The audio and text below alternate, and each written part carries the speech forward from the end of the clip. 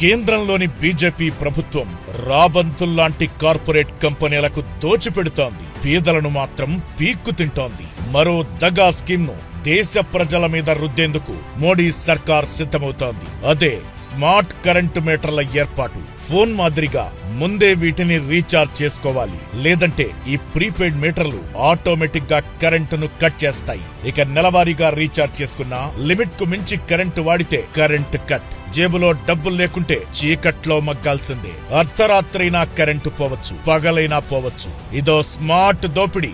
ఈ దిక్కుమాలిన తెలివిని దేశమంతా ప్రయోగిస్తున్నారు ప్రధాని నరేంద్ర మోదీ. మాది పేదల సర్కారని చెప్పుకునే బీజేపీ జనం చెవిలో పూలు పెడుతోంది. అదానీ అంబానీల కోసం జనం సొమ్ము దోచిపెడుతున్నారు.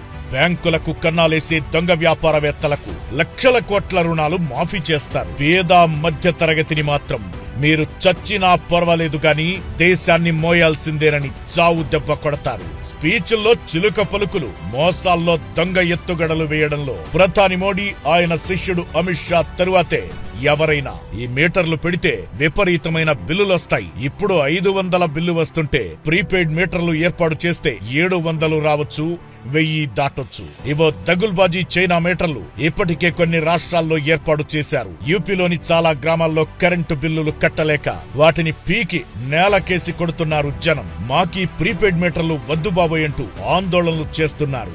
మళ్లీ నగరంలో ఉన్నా అడవుల్లో ఉన్నా సరే ప్రీపెయిడ్ మీటర్లు పెట్టాల్సిందేనని కేంద్రం ఆదేశించింది. దీనికి అందమైన పేరోటి పెట్టారు బీజేపీ నేతలు. విద్యుత్ సరఫరా మెరుగుపరచడం, పారదర్శకత, డిజిటల్ విధానం ప్రోత్సహించడమట. మరి సాధారణ మీటర్ల కంటే కరెంటు బిల్లులు ఎందుకు ఎక్కువ వస్తున్నాయంటే మాత్రం కేంద్రం నోరు మెదపదు. ఇది కరెంటు ఛార్జీలు పెంచకుండా పరోక్షంగా దోచుకోవడమే దీని ఉద్దేశం. ప్రజలారా, బీజేపీ నేతల దొంగ వేషాల పట్ల జాగ్రత్తగా ఉండండి.